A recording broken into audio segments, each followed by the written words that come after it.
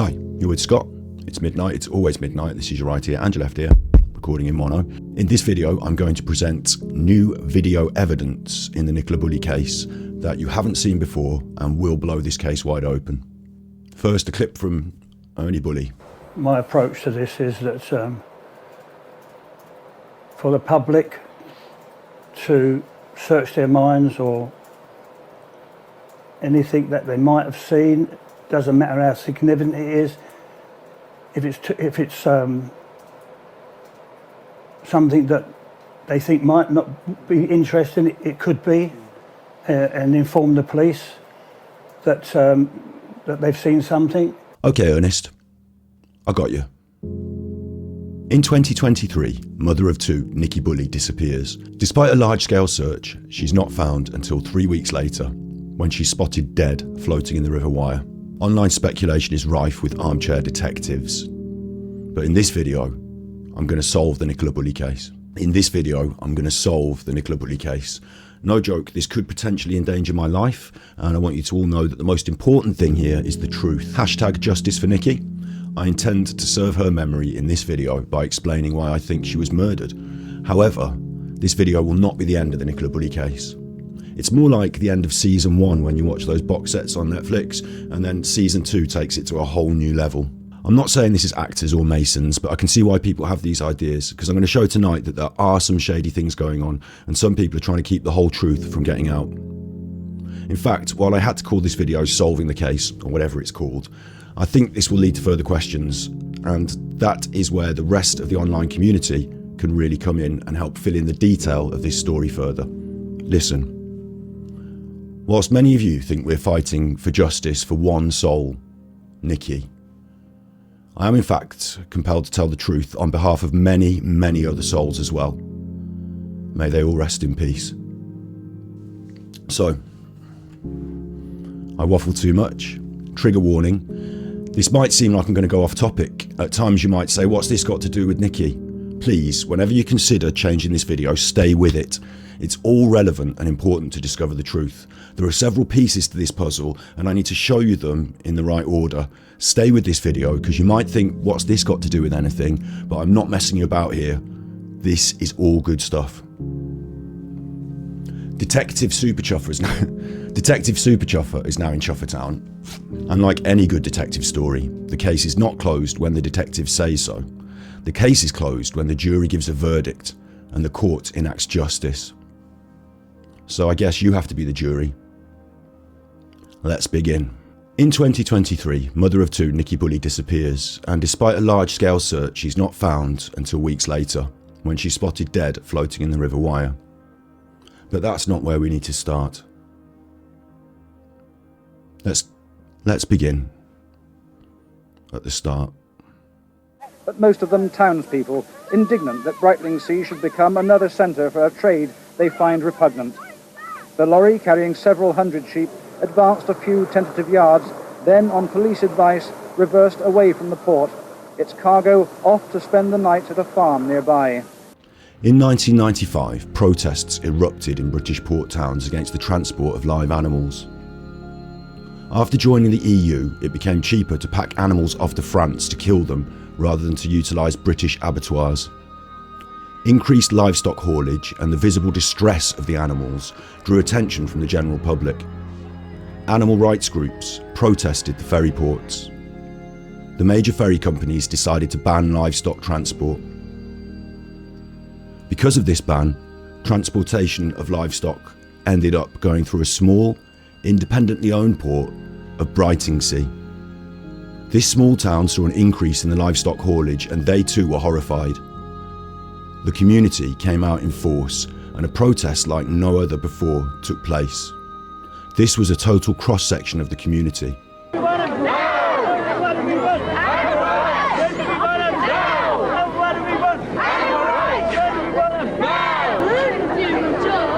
You are causing an obstruction of the Queen's Highway. Please clear the road. Things started to get out of hand at lunchtime as protesters rocked the car belonging to a sheep exporter from Cambridgeshire.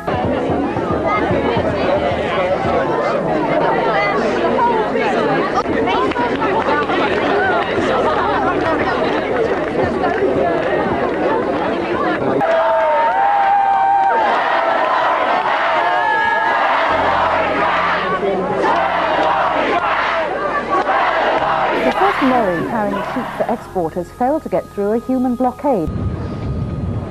Please come down off the van. Thank you.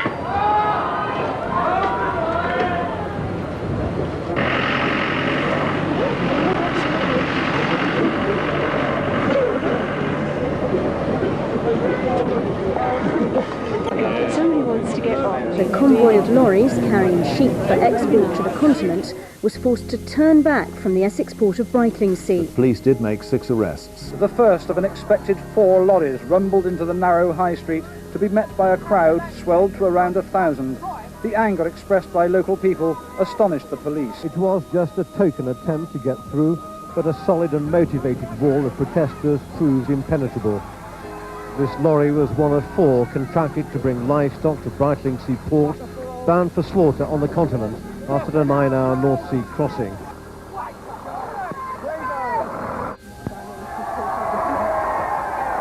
There were disabled people, there were children in the crowd. 1,500 demonstrators had blockaded the Essex port of Brightlingsea. There was such a powerful demonstration against it that I decided that it was unsafe for it to proceed. There were young children in the crowd, there were disabled people in the crowd. The lorry edged down the street leading to the port. A police van, its rear doors open, went ahead of the lorry. Demonstrators surged around the vehicles. The exporters are angry this morning, saying their trade is legal and that Essex police should have managed their operation more efficiently. The businessmen say the police should have learnt lessons from the Shoreham protests and found a way of combating similar protests at Brightlingsea. Obstruction of a highway, you are making yourself liable to arrest. In response to these protests, the post-Thatcher government took a leaf out of Margaret's book and heavily bolstered police numbers. With the extra numbers and extra aggression, the business of animal export was protected.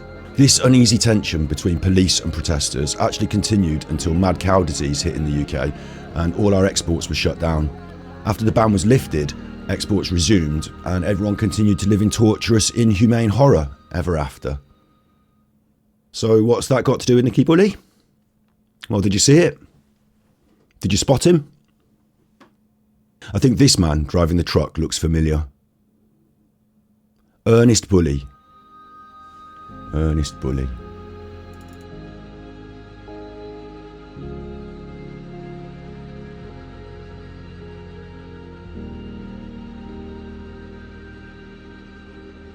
Ernest Malcolm Bulley used to be the director of a company called MPG Worldwide Logistics Limited, although he did resign in the year 2000.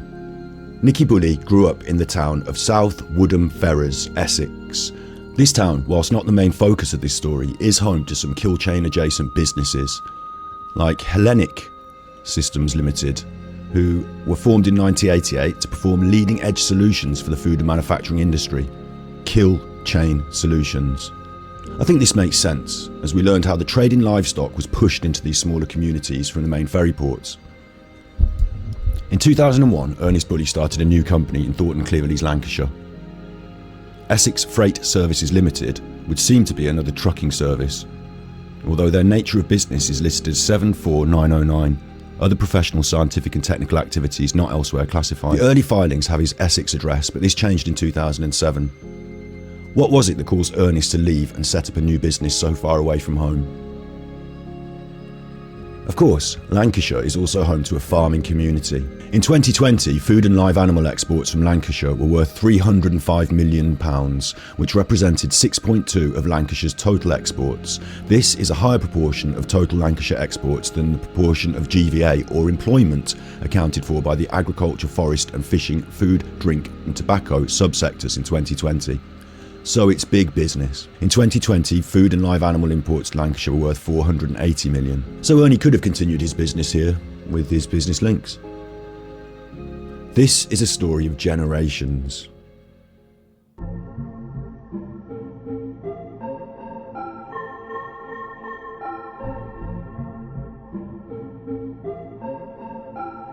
I was looking into Rowan water. It occurred to me this place used to be a fishery, a working animal industry, and now it's real estate.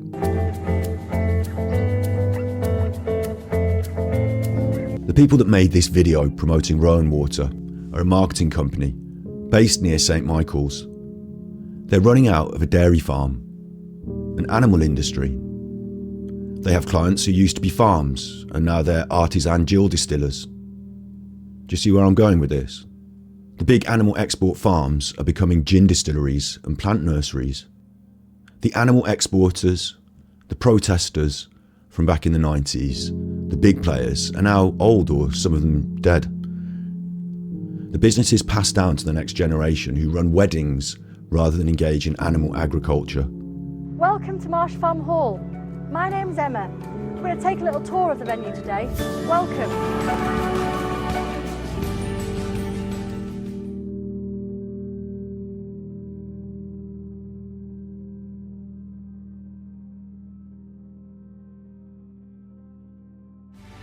Thank you for visiting us today at Marsh Farm Hall. We hope you enjoyed the tour. We look forward to welcoming you.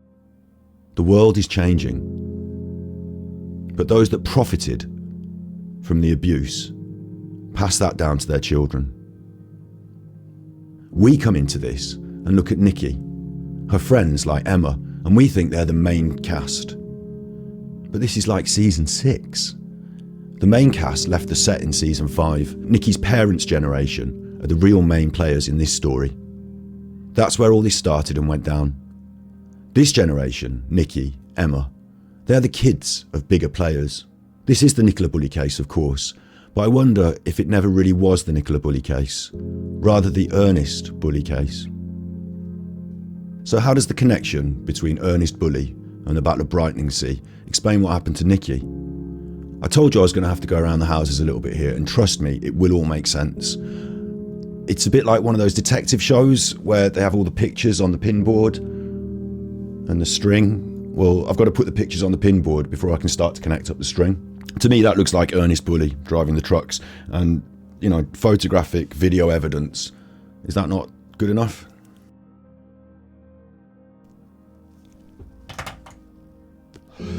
Oh wait, hang on. Rewind it. Did you spot him? Please come down off the van. Thank you.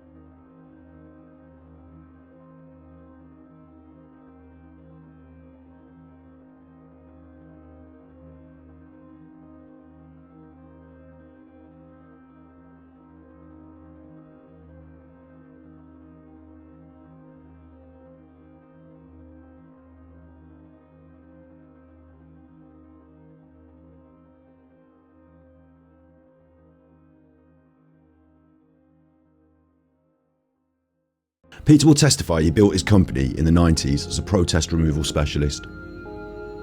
He went on to undertake search and body recovery and other police adjacent operations. And that's where I come in. I'm a YouTuber, and because of his interview I was looking into Peter Folding and I decided to look at his website. I saw Huntington Life Sciences on the list. And this is what started a set of dominoes tumbling in my head. I began to join the dots on the crime pinboard. Huntington Life Sciences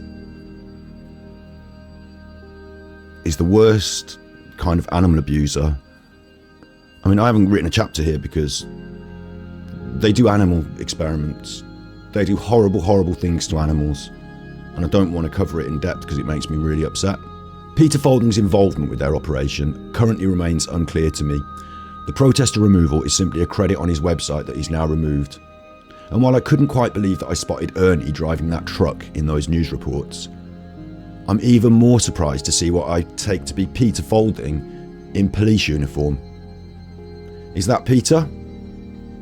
Did he work for the Essex Police? Peter tells us on his website that he's got experience with the military, but what happened before that? Did he work as a police? Why did he leave? And what's that got to do with Nikki? Let me throw another couple of things on the board real quick. Peter Lawson, cop on the Nicola Bulley case, 50, dead. Background in protests. Some people think this one's unrelated. A vet who ran away, quite young, went to London to end her own life, according to the police reports. I think I'm ready to start joining up some string.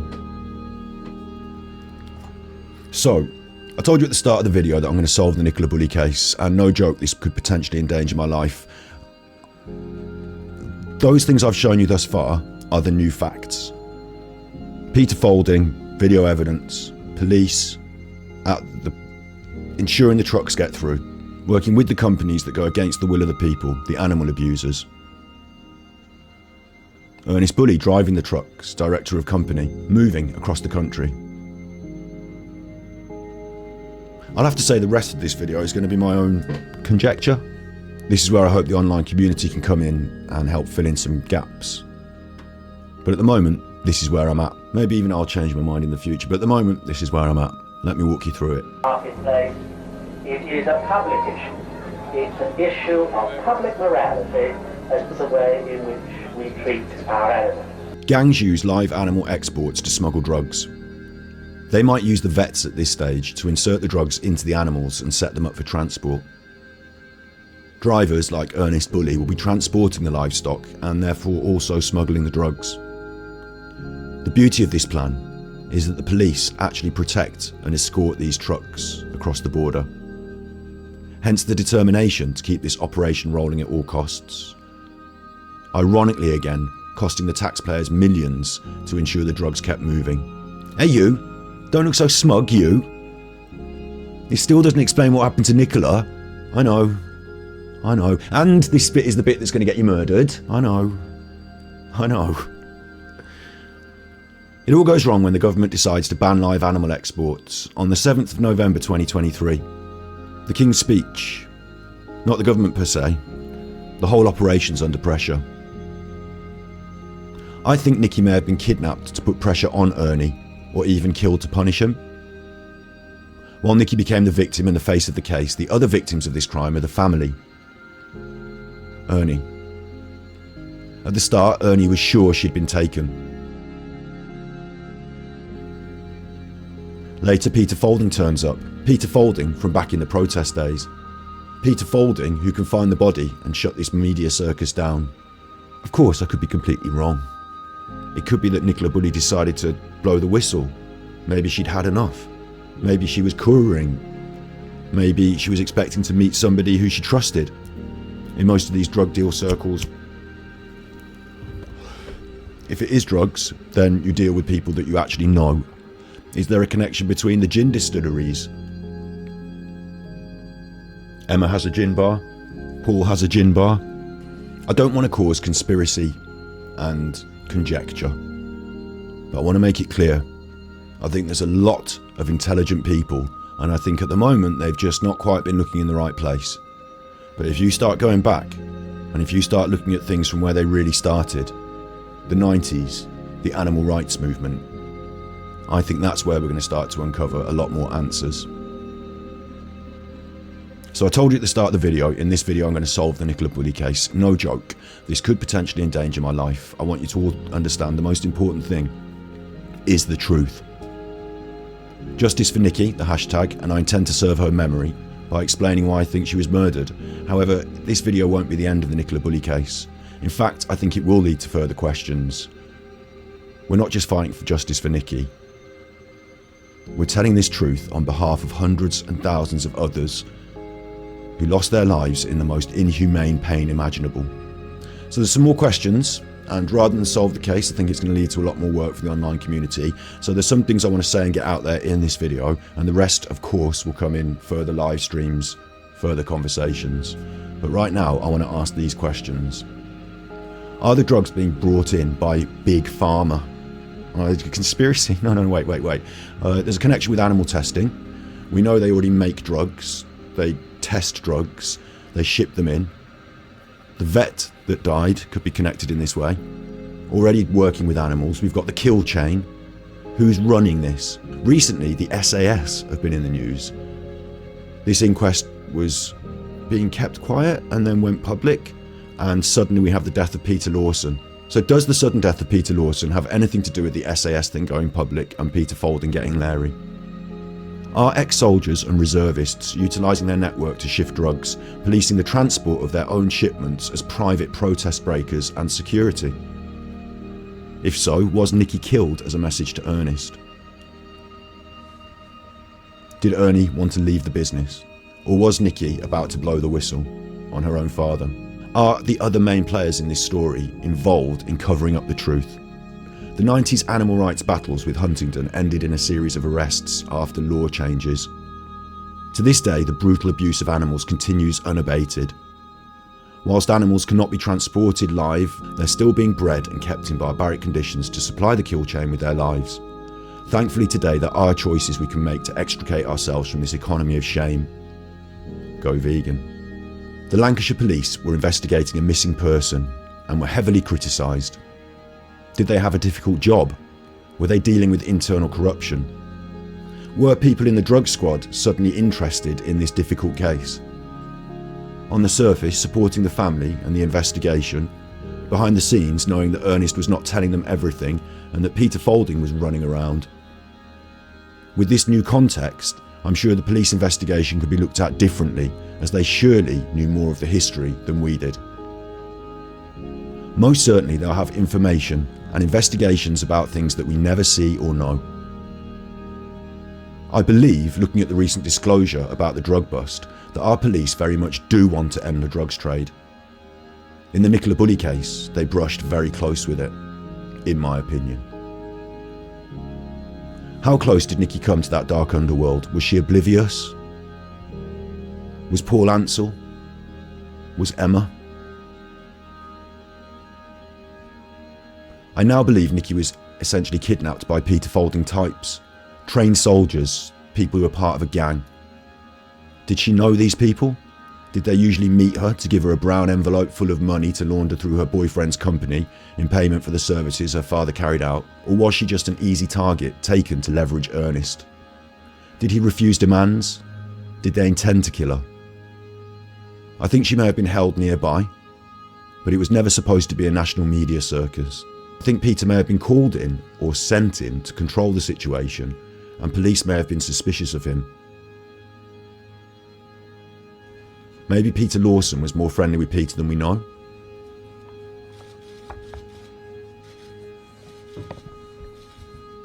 So I told you there'd be more questions. Whatever you think about my ideas, they may be subject to change. There are 3 new facts in the Nicola Bulley case. This is Ernest driving this truck.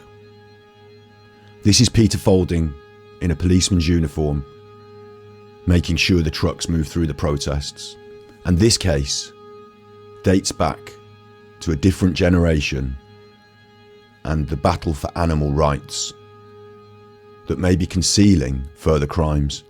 Do you all really care, or are you here for a laugh? A quick shout out to someone who I know will be watching, someone who's a live export himself, Eddie's Vinyl Break. It's a shame he deleted his channel and disappeared. Was it New Zealand, Eddie? They've lots of sheep out there, don't they? And you do like to finish on a song. So not sheep for me, but Balls on Parade by Rage Against the Machine. However, that's going to get me copyright strikes, so I can't play it. I'll have to imagine it with the montage of all the police. But instead of a song, how about a hymn? You know, Eddie likes to say, listen to the words. Find meaning in the words. How about a hymn for you, Eddie? I've got one for you, Eddie. How about a psalm? How about this? Really listen to the words, Eddie. A psalm of David. A psalm of David. Psalm 23. The Lord is my shepherd. I shall not want. He makes me to lie down in green pastures. He leads me beside the still waters. He restores my soul. He leads me in the paths of righteousness for his name's sake. And yea, though I walk through the valley of the shadow of death, I will fear no evil, for you are with me. Your rod, your staff, they comfort me. You prepare a table before me in the presence of my enemies. You anoint my head with oil. My cup runs over. Surely goodness and mercy shall follow me all the days of my life, and I will dwell in the house of the Lord forever. Amen. Subhanahu wa ta'ala. Mashallah.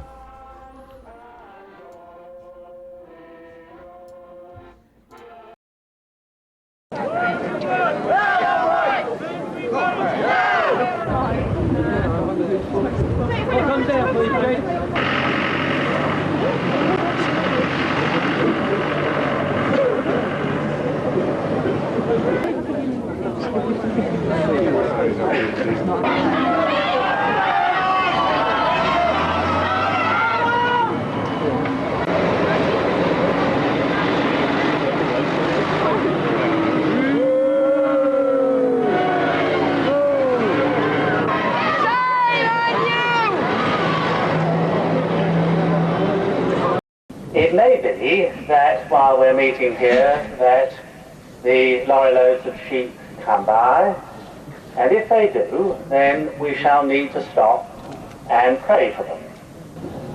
Looking at the animals which are being brought here, we have to acknowledge that they are alive and being reared and cared for in order that they may provide us with food, that they are born to die, as indeed all of us are. But cruelty and mistreatment, where it occurs, has no part in his purposes. And what has been important in these last few days is that those who have been protesting have been holding up in front of our community a moral issue and saying, is it the right way in which we as a community should be treating the animals which are reared for human nourishment? And that is an issue which has not been solved. It's got to be solved by winning the hearts and minds of the great majority of people to see what is right. And that's why the protesters have quite rightly been putting their point of view, and no doubt will continue to do so, in a non-violent fashion. Because this matter needs to be resolved not by one side gaining some sort of victory over the other, but by the persuading of the hearts and minds of the great majority of the people of our country as to what is right, and that it is a moral question, and seeing that as a community that it is put right. It is ultimately a matter for government. Government is here to represent the feelings and beliefs of our nation, and to see that our public life is a moral one. It's not a private issue, it's not an issue for the marketplace, it is a public issue. It's an issue of public morality as to the way in which we treat our animals. So it's in that hope and faith that I hope we shall continue to hold up this moral issue in the face of our country, that it may be properly resolved by those who are responsible, that is the government, for the quality of our common life, and that we may do so peaceably, knowing that we've got to win the hearts and minds of those who do not agree to us, and that we will commend to God any and such suffering as is involved in the meantime.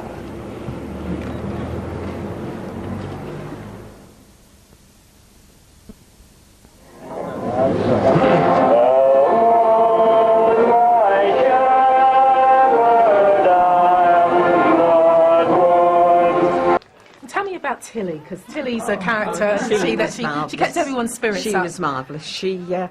She did things nobody would ever do. On one occasion, they told us that we weren't to shout at them, and so the next day Tilly comes down with a big piece of tape across the mouth, sod off.